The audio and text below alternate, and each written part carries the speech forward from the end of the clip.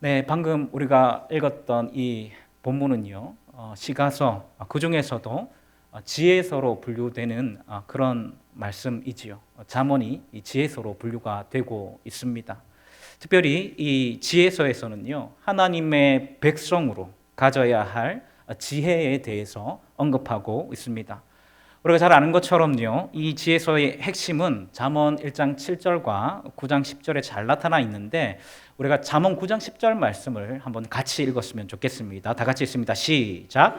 여호와를 경외하는 것이 지혜의 근본이요 거룩하신 자를 아는 것이 명철이니라. 아멘. 여러분, 이 말씀이 모든 지혜서의 주제, 핵심이라고 할 수 있는 말씀인데요, 하나님의 백성들이 가져야 할 가장 중요한 지혜가 뭐라고 지금 말씀하고 있습니까?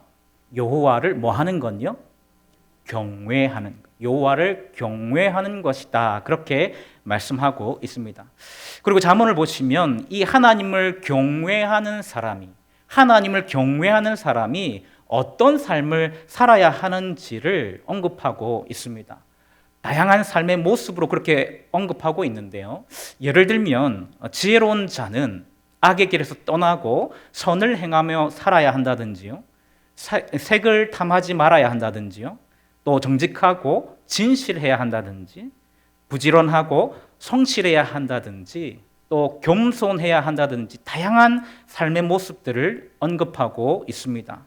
여러분, 일반적으로 봤을 때는 이런 모습들은 세상 사람들에게도 교훈이 되는 그런 말씀들이죠. 그래서 교회 다니지 않는 사람들도요, 잠언 말씀은 좋아하는 희한한 사람들이 있습니다. 그래서 이 말씀을 많이 읽는 그런 사람들이 있습니다. 그러니까 그런 사람들은 이 잠언 말씀을 하나님의 말씀으로 받아들이는 것이 아니고요, 속담이나 어떤 명언처럼 그렇게 받아들이고 있는 것이죠. 여러분, 그런데 사실은 이 잠언 말씀의 이 삶의 다양한 모습들은요, 언약적인 관점에서 보면 여호와를 경외하는 사람이 살아내야 하는 삶의 방식을 말하는 것이거든요. 여러분, 이러한 삶이 곧 여호와를 경외하는 삶이라고 그렇게 묘사하고 있는 것이거든요.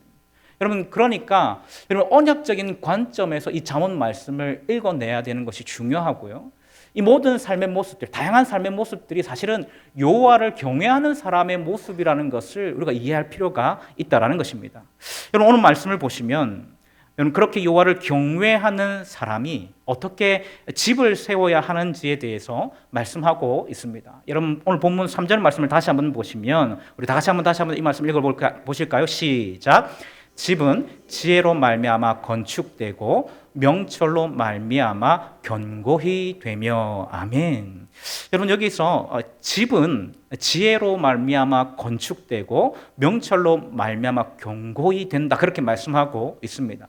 여러분, 그런데 여기서 말하는 이 집은요, 건물을 의미하는 것이 아닙니다. 건물을 의미하는 것이 아니고, 영어로 하면 하우스를 의미하는 것이 아니라요, 영적인 의미에서의 가정을 의미하는 것입니다. 영어로 하면 홈을 의미하는 것입니다.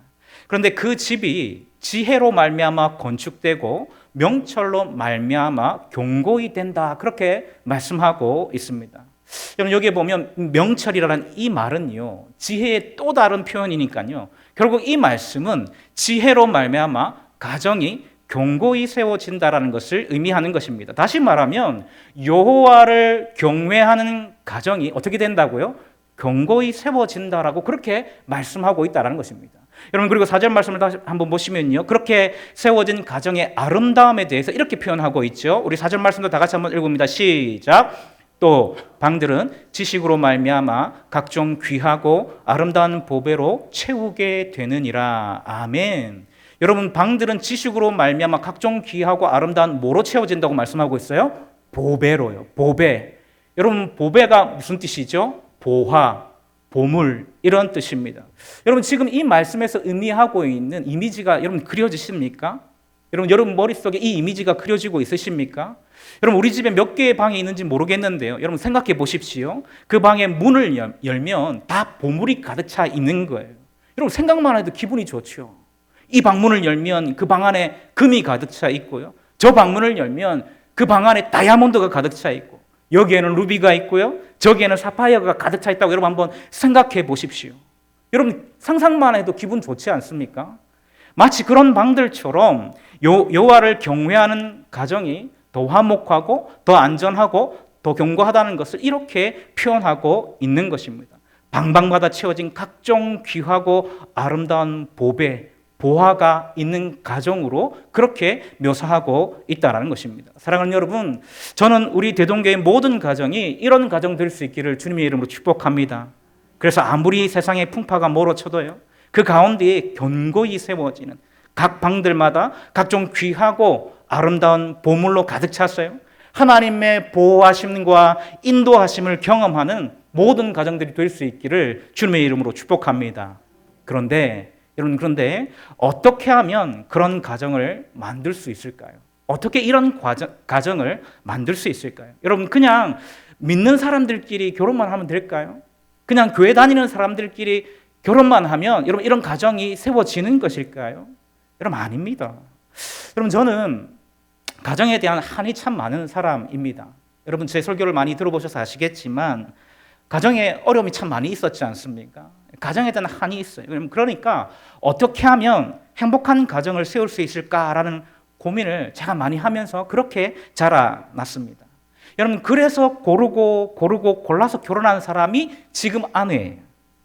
비록 아무것도 준비한 게 없었지만요. 아무것도 준비하지 못한 채 진짜 100만 원 가지고 결혼을 했었으니까요. 그렇게 결혼을 했음에도 불구하고 아내한테는 큰 소리 뻥뻥 치면서 그렇게 결혼을 했습니다. 신혼여행도 제대로 못 간다고 그렇게 얘기를 하면서요. 결혼 10주년 때는 내가 신혼여행 보내주겠다고요. 여러분 큰 소리 뻥뻥 치면서 그렇게 결혼을 했고요. 제가 제대로 된 신혼여행은 갈 수 없으니 평생 잊지 못할 프로포즈는 해주겠다고 그렇게 큰 소리 뻥뻥 치면서 결혼을 했습니다. 여러분 그런데 그렇게 말은 뱉어놨는데 평생 잊지 못할 프로포즈를 해주겠다고 그렇게 말은 해놨는데요. 해줄 만한 프로포즈가 없는 거예요. 여러분 이 영화와 이 드라마가 얼마나 사람을 망쳐놨는지요. 제가 해줄 만한 거 다 이미 영화와 드라마에서 다 했더라고요. 또 제가 해보려고 하니까 비용이 많이 들어가기도 하고 유치하기도 하고 못하겠는 거예요. 그래서 제가 곰곰이 생각을 하다가 에라 모르겠다라고 생각을 하고요. 라디오 방송에다가 사연을 보냈어요. 여러분 혹시 아는 분이 계신지는 모르겠는데요. 별이 빛나는 밤에라는 그 프로그램이 있습니다. 별이 빛나는 밤에라는. 제가 지금도 하고 있는지 한번 찾아보니까 지금도 방송을 하고 있더라고요. 보니까 54년째 방송을 하고 있는 그런 프로그램이라고 합니다. 여러분 이 프로그램의 역대 DJ 중에서 가장 오랫동안 DJ를 했었던 분이 누구시냐면 가수 이문세. 혹시 아십니까? 우리 권사님이나 집사님들 중에서는 이 DJ 때에 이 방송을 들으신 분들도 아마 계실 거라고 생각을 하는데요. 제 때는요, 누가 이 방송을 진행을 했었냐면, DJ가 누구였냐면, 유희열이라는 사람이었습니다. 유희열. 그 뒤에도 유명한 사람들이 이 프로그램에 DJ를 많이 했었죠. 여러분, 보통 라디오는 요일마다 다른 게스트와 포맷으로 그렇게 진행이 됩니다. 그런데 그때 이 프로그램에서요, 금요일에는 어떤 포맷으로 이렇게 진행이 됐었냐면 사람들의 사연을 받아서 프로포즈를 진행하는 형식으로 그렇게 진행을 했었습니다. 제가 언뜻 이 생각이 나더라고요. 제가 이 방송을 즐겨보는 사람이 아니었는데 언뜻 제가 이 생각이 나서 거기에다가 제가 사연을 보냈습니다. 여러분 그때 당시에 사연을 보낸 사람이 엄청 많았어요. 여러분 정말 몇천 명, 여러분 이런 사람들이 사연을 보냈는데 여러분 제가 됐을까요? 안 됐을까요? 사연이 채택이 됐을까요? 안 됐을까요? 신기하게도 된 거예요. 정말 깜짝 놀랐습니다. 여러분 한 번은요, 처음 2번 저한테 연락이 왔거든요. 처음에 저한테 연락 왔을 때는 그때가 설날이 가까운 날이라 가지고 제가 한번 튕겼습니다. 저 못 간다. 그래서 저 안 될 줄 알았거든요. 근데 그 다음 주에 또 전화가 온 거예요. 그래서 그 다음 주에 제가 그 라디오 방송에 나가게 됐는데 생애 처음으로 여의도 MBC 라디오 방송국에 가게 되었습니다. 거기에서 제가 아내한테 이 프로포즈를 하게 됐는데 여러분 이때 당시에 이 프로그램이요 1부와 2부로 나뉘어서 진행을 했었습니다. 1부에는 제가 올린 사연을 각색해서요 드라마로 진행이 되었었고요. 2부에서는 제가 직접 나가서 이 DJ와 또 게스트로 나온 사람이 있었거든요. 이 사람과 함께 저희가 토크를 했었어요. 제 사연을 가지고 이 DJ와 게스트가 질문을 하면 거기에 대해서 답변을 하게 되고 왜 이런 시간을 만들었는지, 왜 결혼을 하려고 하는지에 대해서 제가 그 자리에 가서 이렇게 토크를 하게 되었습니다. 그리고 당연히 이 모든 방송 내용은요, 누가 다 듣고 있었냐면 제 아내를 제외하고요. 제 아내는 알면 안 되겠죠. 제 아내를 제외하고 저희 교회 공동체 이 청년부 지체들이 다 듣고 있었습니다.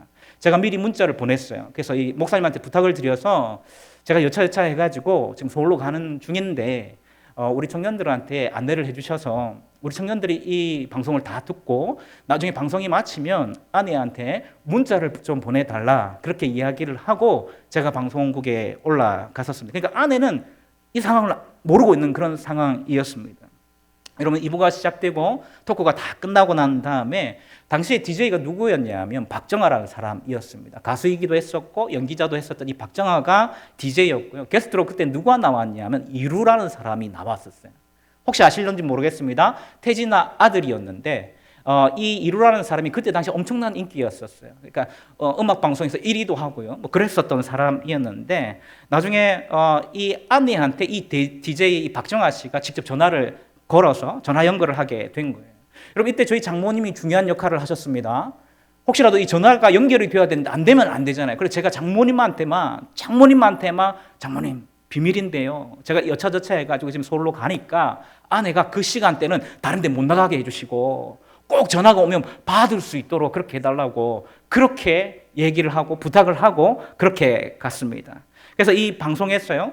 다른 것 때문에 전화한 것처럼 아내랑 이 전화 인터뷰를 하다가 제가 서프라이즈로 등장을 해서 제가 직접 적은 이 편지를 읽으면서 프로포즈를 했었습니다.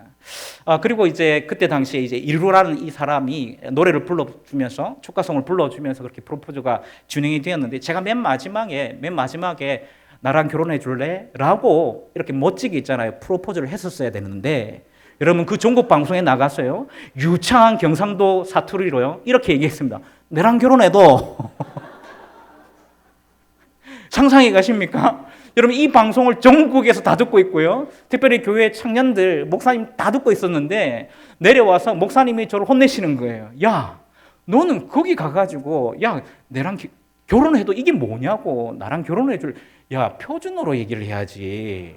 경상도 사투리 부끄럽다 야. 그렇게 얘기를 하시더라고요. 여러분 그렇게 저는 거창한 프로포즈를 통해서 어떻게 보면 굉장히 드라마틱하게 그렇게 결혼을 했었습니다. 제 아내랑 결혼하게 된 것도 굉장히 기적적인 하나님의 역사하셔서 그렇게 결혼을 하게 된 건데 여러분 보통 동화책 같았으면 아마도 해피엔딩 그렇게 평생토록 행복하게 살았습니다로 끝이 났을 거예요. 그런데 여러분 우리의 삶이요 동화책이나 영화 같은 게 아니더라고요. 여러분 그렇게 우여곡절 끝에 드라마틱하게 결혼을 했어도요. 여러분 치지고 볶고 싸울 때가 있더라고요. 여러분 그렇지 않습니까? 여러분들도 결혼할 때 하나님의 역사를 결혼을 하게 된 거잖아요. 아무도 아멘을 안 하시는데 그 결혼했던 그 어떤 면면을 보면 하나님의 인도하심이 있었죠. 여러분 그런데 살아갈 때에 여러분 그 하나님의 기적들이 분명히 있어서 결혼을 했지만 여러분 우리의 삶이 동화 같지 않잖아요. 그렇죠? 영화 같지 않을 때가 참 많이 있잖아요. 그래서 싸울 때가 참 많이 있습니다. 여러분 지금도 제가 잊을 수 없는 부부싸움이 있는데요. 제가 결혼한 후에 10개월 정도 되었을 때의 이 부부싸움이었습니다. 여러분 저는 결혼을 하고 이 8개월 정도를 처가살이를 했었습니다. 그리고 8개월 뒤에 분가를 하고 살게 되었는데 분가를 하고 얼마 안 있다가 처음으로 이제 부부싸움을 하게 된 거예요. 아내가 이제 어떤 이야기를 하다 화가 난 거죠. 싸움을 하니까 화가 나니까 음식을 만들고 있었는데 그때 아내 손에 뭐가 들려져 있었냐면 냄비 받침대가 들려져 있어요. 근데 이 냄비 받침대 화가 나니까요. 이거를 딱지치기처럼 패대기를 팍 치는 거예요. 땅바닥에다가. 그러니까 이 냄비 받침대가 와장창 다 깨져 버리는 거죠. 여러분 그때 제가 얼마나 후회를 했는지 모르겠습니다. 행복한 결혼을 위해서 고르고 내가 너를 지명하여서 내가 그래서 결혼을 했잖아요. 그래서 결혼을 했는데 내가 이렇게 폭력적이라니. 그때 마치 주마등같이 지나가는 게 이 매 맞는 남편 막 지나가면서 이 아내가 굉장히 폭력적이구나. 내가 이 결혼을 잘못한 게 아닌가라는 그런 생각이 드는 순간에 제가 무엇을 또 생각했냐면, 나도 여기에 대응을 해야 되겠다. 그래서 나도 순간적으로 뭐 집어 던질 게 없나 찾아봤어요. 찾아봤더니요, TV하고 노트북을 던질 수 있겠더라고요. 근데 잠깐의 그 순간에 그렇게 던지다가 나중에 보니까 나만 알 게 없는 것 같은 거예요. 안 그래도 없는 살림에. 그래서 제가 여러분 그 짧은 시간에 던지는 건 안 되겠다. 나도 똑같이 던지는 건 안 되겠다. 그럼 어떻게 하지? 그래서 어떤 생각을 했냐면, 아내의 이 버릇을 고치려면 초장에 잡아야 되니까 내가 아내한테 세상에서 제일 예리하고 비수 같은 말로 아내에게 한 방 먹여야 되겠다. 이런 생각을 한 거예요. 여러분, 그러면서 제가 아내한테 이런 말을 했습니다. 당신이 지금 이렇게 하는 거, 당신이 그렇게 끔찍이 싫어하는 장인어른 모습하고 똑같은 거 알고 있나?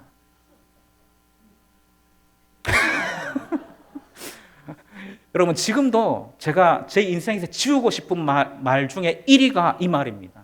이 말입니다. 근데 제가 정말 예리하고 비수 같은 말로 제가 아내한테 이렇게 이야기했어요. 당신이 지금 이렇게 하는 행동, 당신이 그렇게 끔찍하게 싫어하는 장인어른하고 똑같다는 거 알고 있나? 그렇게 이야기했습니다. 그럼 저희 장인어른이요, 다 좋으신데요, 가끔씩 욱하실 때가 있어요. 여러분 다 그렇지 않습니까? 저희 장인어른이 저희 장모님 때문에 교회를 나오게 되셨거든요. 결혼할 때쯤 그렇게 교회를 나오셨기 때문에 점잖으시다가도 가끔씩 욱하시면 이 폭발하실 때가 있는데요. 아내가 이제 장녀였고 또 어렸을 때부터 그 모습을 봐왔기 때문에 그런 모습을 너무 싫어했어요. 여러분, 그것을 제가 알고 있었기 때문에 가장 비수 같은 말이 필요했던 그 순간에 그 말이 튀어나오게 된 거예요. 여러분, 아무리 드라마틱한 결혼을 했었어도요, 화가 나면 아무렇지 않게 비수 같은 말로 상처를 줄 수 있는 사람이 부부더라고요.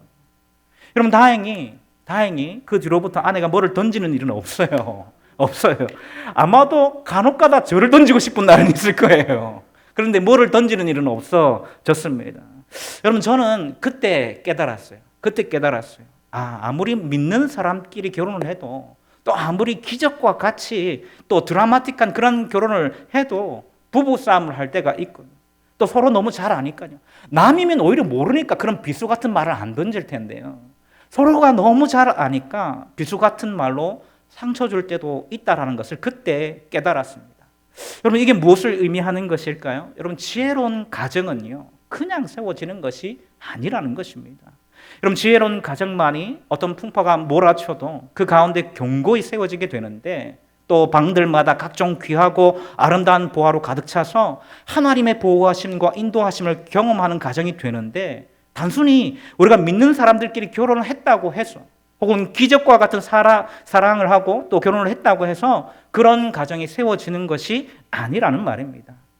여러분, 그러면 어떻게 이 지혜로운 가정을 세울 수 있을까요? 어떻게 하면 여호와를 경외해서 견고하고 방방마다 보화로 가득 차서 하나님의 보호하심과 인도하심을 경험하는 가정이 되게 할 수 있을까요? 저는 오늘 크게 두 가지를 말씀드리고 오늘 말씀을 마치려고 합니다. 첫 번째는 이 지혜로운 가정을 만들기 위해서 첫 번째는 주님의 터 위에 집을 세워야 한다는 것입니다. 여러분, 우리가 일반적으로 이 집을 지으려고 할 때에 여러분 좋은 터에다가 집을 짓지 않습니까? 여러분, 우리가 집을 짓는데 쓰레기 매립장 옆에다가 집을 짓는 사람이 있습니까? 없지요.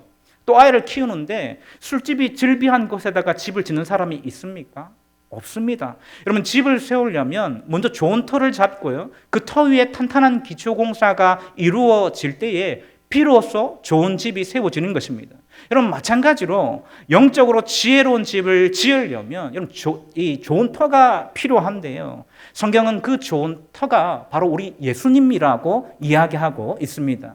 여러분, 고린도전서 3장 9절에서 11절 말씀입니다. 3장 9절에서 11절 말씀 우리 다 같이 한번 읽어보겠습니다. 시작. 우리는 하나님의 동역자들이요 너희는 하나님의 밭이요 하나님의 집이니라. 내게 주신 하나님의 은혜를 따라 내가 지혜로운 건축자와 같이 터를 닦아두매 다른 이가 그 위에 세우나 그러나 각각 어떻게 그 위에 세우기를 조심할지니라. 이 닦아둔 것 외에 능히 다른 터를 닦아둘 자가 없으니 이 터는 곧 예수 그리스도라. 아멘. 여러분, 여기에서 지금 사도 바울은 교회를 세우는 것에 대해서 말씀하고 있습니다. 그런데 누가 이 교회의 영적인 터가 된다라고 말씀하고 있습니까? 예수님. 이 예수님이 이 교회의 영적인 터가 되신다라고 말씀하고 있습니다. 교회는 주님이라는 영적인 터전 위에 세워지는 곳이라는 말입니다. 그런데 여러분, 사실 가정은요, 작은 교회라고 할 수 있거든요. 여러분, 우리가 교회를 통해서 하나님 나라의 은혜와 그 풍성함을 누리는 것처럼 가정을 통해서 하나님 나라의 은혜를 경험할 수 있습니다. 여러분, 그래서 가정은 작은 교회입니다. 그렇기 때문에 온전한 터가 되신 예수님께 영적 기초를 두는 사람과 그 가정이 참 복된 사람이고 복된 가정이라고 할 수 있다는 것입니다. 그런데 어떻게 하면 예수님을 우리의 삶에 또 우리의 가정에 영적인 터전이 되게 할 수 있을까요? 여러분, 그 방법은 간단합니다. 어떻게 하면 되냐면요, 분명한 신앙 고백이 있으면 됩니다. 여러분, 마태복음 16장에 보면 예수님이 가이사랴 빌립보를 지나가시다가 제자들에게 이 사람들이 나를 누구라 하느냐고 질문하는 것을 시작하시면서 마지막으로는 이 베드로의 신앙 고백으로 끝이 나죠. 주는 그리스도시요 살아계신 하나님의 아들이시니이다. 이렇게 고백하지 않습니까? 여러분, 그때 이 예수님께서 무엇을 약속하시냐면 교회를 세울 것을 약속하십니다. 그러면서 이 마태복음 16장 18절에 이렇게 말씀하고 있죠. 내가 이 반석 위에 내 교회를 세우리니 음부의 권세가 이기지 못하리라. 이렇게 말씀하고 있습니다. 여러분, 여기에 보면 예수님께서 이 반석 위에 내 교회를 세우겠다. 이 반석 위에 내 교회를 세우겠다. 그렇게 말씀하고 있는데, 여러분, 이 반석이 무엇을 의미하는 것이죠? 무엇을 의미하는 것이죠? 신앙 고백. 이 베드로의 신앙 고백을 의미하는 것입니다. 가톨릭에서는 다르게 해석하죠. 베드로라고 그렇게 해석하지 않습니까?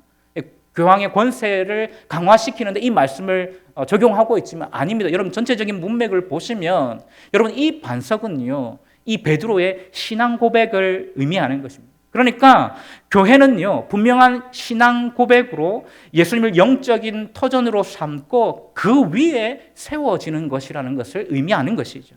여러분, 마찬가지로 분명한 신앙 고백에 있는 가정에 주님은 영적인 터전이 되어주십니다.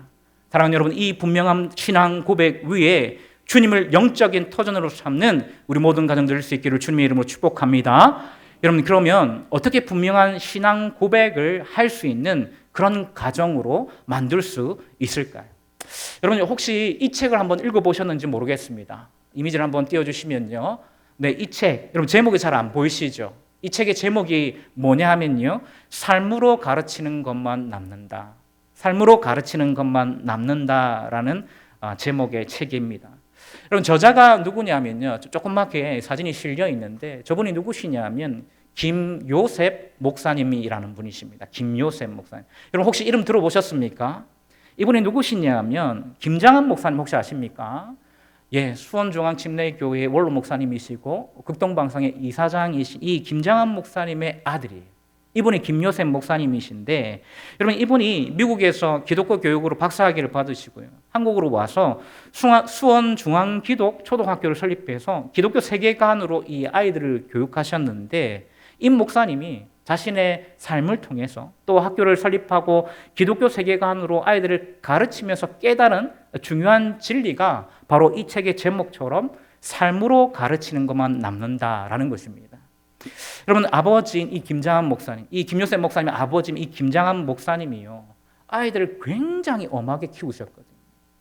그러니까 이 목사님이 사실은 그 미국에 유학 가셨을 때에 미국인 아내랑 결혼을 하셨어요. 그래서 이남 1녀를 낳으셨는데, 이 아이들이 뭔가 잘못한 게 있으면요, 그냥 훈육하는 것이 아니라 이 허리띠를 풀어가지고 허리띠로 때렸다고 하더라고요. 그럼 굉장히 지금으로 봤을 때는 상상이 안 가는 그런 일이지요. 지금 만약 이렇게 훈육하는 부모 있으면 아마 잡혀갈걸요. 그런데 그때는 이 목사님이 그렇게 아이를 키웠다고 합니다. 나중에 이 김장한 목사님의 인터뷰를 보니까요, 그렇게 하신 이유가 있더라고요.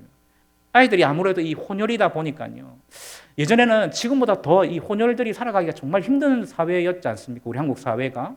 그러니까 이 힘든 세상에서 이 아이들이 살아가려면 잘 견디고 또 겸손해야 된다고 생각을 했대요. 그리고 또 이 말을 잘 듣는 그런 아이들이 되어야 된다고 생각을 했대요. 그래서 그렇게 엄하게 키웠다는 것이죠. 그런데 여러분, 아이들이 이 부모 마음을 어떻게 알겠습니까? 그러니까 충분히 반발심이 생길 수도 있고 나갈 수도 있지 않겠어요? 그런데 그렇게 안 되고요. 오히려 나중에 이 요셉 목사님이 하시는 말씀이 오히려 자기 아버지를 존경했다라고 그렇게 표현을 하시더라고요. 그러면서 그렇게 아버지를 존경할 수 있었던 이유가 크게 두 가지가 있었는데, 첫 번째는 아버지가 항상 일관적으로 행동하셨대요. 기본에 따라 이렇게 행동하신 것이 아니고 똑같은 원칙으로 똑같은 일에 화를 내실 때는 화를 내셨고 그러지 않을 때는 그러지 않으셨다는 것이죠. 그리고 두 번째로는 이 아버지께서 아이들한테만 그렇게 엄격하셨던 것이 아니고요, 자기 자신에게 오히려 더 엄격하셨다고 합니다. 그러니까 이 김요셉 목사님이 오히려 아버지에 대한 반발심보다는 아버지에 대한 존경심이 생기더라라고 그렇게 말씀을 하시더라고요. 여러분, 그러니까 아버지가 이 삶으로 가르친 그 모든 것들을 이 아들이 배우게 된 것이죠.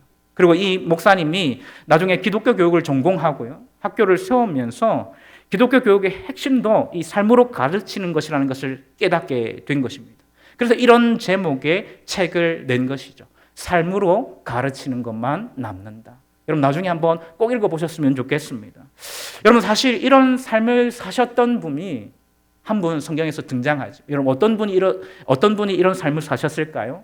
우리 예수님이십니다. 여러분, 예수님은 제자들과 3년 동안 같이 그렇게 있으면서 제자들에게 삶을 통해서 가르치셨죠. 여러분, 그래서 그 제자들이 결국에는 어떻게 되죠? 이 제자들이 나중에는요, 작은 예수가 됩니다. 작은 예수가 되어서 나중에는 이 온 열방에서 복음을 증거하다가 다 순교하지 않습니까? 사랑하는 여러분, 이렇게 삶으로 가르치는 것이 신앙교육에서 굉장히 중요합니다. 여러분, 그렇게 삶을 통해서 가르칠 때요, 한 믿음 안에서 예수 그리스도를 구주로 고백하면서 예수님을 터전으로 삼은 믿음의 가정이 세워질 줄로 믿으시길 바랍니다. 여러분, 물론 그렇게 철저하게 삶으로 가르쳐도요, 때로는 내 자식이나 가족이 중간에 엇나가는 경우도 있고요, 중간에 방황하는 경우도 있습니다. 그런데 여러분, 절대 잊지 마십시오. 하나님이 이런 사람을 절대로 놓치지 않습니다. 여러분, 아멘이십니까? 하나님이 이런 사람들을 절대로 놓치지 않습니다. 여러분, 시편 127편 3절 말씀에 보면 이렇게 말씀하고 있습니다. 자식은 여호와의 주신 무엇이라고 기록하고 있습니까? 기업이요라고 그렇게 말씀하고 있습니다. 여러분, 여기서 이 기업이라는 말은요, 분깃, 목 혹은 소유로 번역될 수 있는 그런 말입니다. 그러니까 자식은 여호와 하나님이 맡겨주신 하나님의 소유라는 거예요. 그러니까 부모에게 잠시 맡겨주었을 뿐이지 사실은 이 자식이 누구 거라는 겁니까? 하나님 거라는 겁니다. 여러분, 아멘이십니까? 여러분, 하나님의 거, 하나님의 소유, 그게 바로 우리 자식들이라는 것이죠. 여러분, 누가 감히 하나님의 소유를 빼앗을 수 있겠습니까? 여러분, 하나님의 소유는 하나도 빼앗기지 않는 줄로 믿으시기를 바랍니다. 여러분, 혹시 여러분 가운데 방황하는 자식들, 가족들이 있으십니까? 여러분, 그래도 믿음 안에서 살고 예수님을 나의 영적인 삶의 터전으로 고백하면서 내 삶을 통해서 그 진리를 가르칠 때에 방황하는 내 자식들과 가족들이 돌아오는 역사가 있는 줄로 믿으시기를 바랍니다. 여러분, 이런 가정들이 될 수 있기를 주님의 이름으로 축복합니다. 두 번째로, 지혜로운 가정으로 세워지기 위해서는요, 여호와를 경외하는 가정으로 세워지기 위해서는 신앙 고백으로 이 주님을 영적인 터전으로 삼으셨다면 그 다음에는요, 주님의 말씀을 순종함으로 기초를 세워야만 합니다. 여러분, 무엇으로 기초를 세워야 된다고요? 주님의 말씀을 순종함으로 기초를 세워야만 합니다. 여러분, 마태복음 7장 24절에서 25절 말씀, 우리 다 같이 한번 이 말씀 읽어보도록 하겠습니다. 시작. 듣고 행하는 자는 그 집을 반석 위에 지은 지혜로운 사람 같으리니 비가 내리고 창수가 나고 바람이 불어 그 집에 부딪히되 무너지지 아니하나니 이는 주추를 반석 위에 놓은 까닭이요. 아멘. 그럼 우리가 잘 아는 것처럼요, 아무리 좋은 터가 있더라도 그 위에 좋은 기초가 세워지지 않을 때에 그 집은 온전한 집이라고 할 수 없죠. 여러분, 그렇기 때문에 예수님이라는 영적인 터 위에 순종을 통해서 튼튼한 기초를 세울 때에 영적으로 온전한 집이 된다라는 것입니다. 여러분, 그러면 이 집이 든든히 세워져서 어떻게 된다고요? 아무리 비바람이 몰아치고 창수가 나, 이 창수라는 것은 홍수라는 말인데, 홍수가 나더라도 흔들리지 않고 무너지지 않는다라고 그렇게 마태복음 7장에서는 말씀하고 있습니다. 여러분, 우리가 이 세상을 살아가다 보면 여러분, 믿음을 가지고 있다라고 해서 우리만 세상의 풍파가 비껴가지 않죠. 여러분, 그렇지 않습니까? 믿음으로 살아간다고 하지만 여러분, 우리가 세상 사람들이 겪는 그 모든 풍파들을 다 겪으며 살아갈 때가 많이 있습니다. 여러분, 97년에 우리 한국에 어떤 사태가 일어났죠?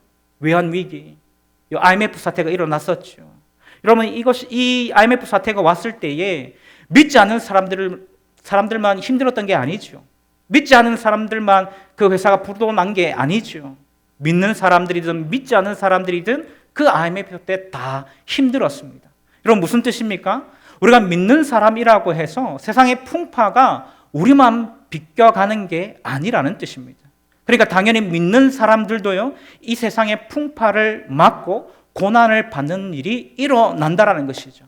여러분, 그래서 로마서 8장 17절에서 이 바울이 뭐라고 이야기를 하죠? 우리 이 말씀 다 같이 한번 읽어봅니다. 로마서 8장 17절 다 같이 한번 읽어봅니다. 시작.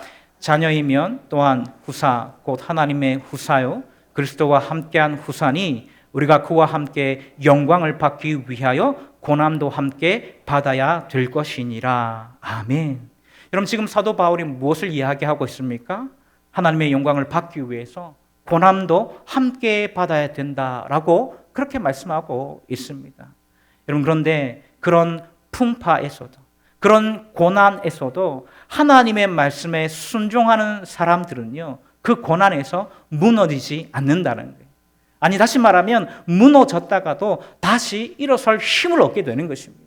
여러분, 마태복음 7장 24절에 25절 다시 한번 읽어보시면 제가 읽어드리겠습니다. 그러므로 누구든지 나의 이 말을 듣고 행하는 자는 그 집을 반석 위에 지은 지혜로운 사람 같으리니 비가 내리고 창수가 나고 바람이 불어 그 집에 부딪히되 무너지지 아니하나니 이는 주추를 반석 위에 놓은 까닭이요. 할렐루야. 여러분, 우리의 가정들이 이런 가정이 될 수 있기를 주님의 이름으로 축복합니다. 그래서 비록 세상 사람들처럼요, 세상에 많은 풍파가 몰아치더라도 날마다 그 가운데 견고히 세워지고 각 방들마다 각종 귀하고 아름다운 보물로 가득 차서 하나님의 보호하심과 인도하심을 경험하는 저와 여러분들 될 수 있기를 주님의 이름으로 축복합니다. 여러분, 말씀을 정리하면서 저는 오늘 지혜로운 집을 짓는 방법에 대해서 말씀을 드렸습니다. 여러분, 어떻게 하면 지혜로운 집, 지혜로운 가정을 세울 수 있습니까? 두 가지를 말씀드렸죠. 첫 번째는 뭐였습니까? 주님의 터 위에 집을 세워야 한다는 것입니다. 여러분, 이 터는 누구였습니까? 예수님이셨습니다. 결국 이 예수님을 영적인 터전으로 삼기 위해서는 분명한 신앙 고백이 있어야 한다는 것이죠. 여러분, 어떻게 하면 이 분명한 신앙 고백을 가지게 할 수 있다고요? 예수님이 제자들을 가르쳤던 그 원리대로 삶으로 가르치는 것만 남는다는 것을 기억하시고 우리의 삶을 통해서 이 모든 진리들을 가르칠 때에 우리의 가정이 복된 가정이 되어지고 하나님의 은혜의 가정이 되어질 줄로 믿습니다. 두 번째는 뭐였습니까? 주님의 토의의 말씀을 순종함으로 기초 공사를 해야 한다는 것입니다. 그때에 어떤 비가 내리고 홍수가 나더라도 흔들리지 않는 영적으로 온전한 가정으로 세워지게 되는 것입니다. 사랑하는 여러분, 우리의 가정이 이렇게 주님의 터 위에 세워지는 가정, 또 주님의 말씀에 순종함으로 튼튼한 기초공사가 된 가정으로 세워져서 하나님이 주시는 모든 복을 누리시는 복된 가정이 될 수 있기를 주님의 이름으로 축복합니다. 기도하시겠습니다.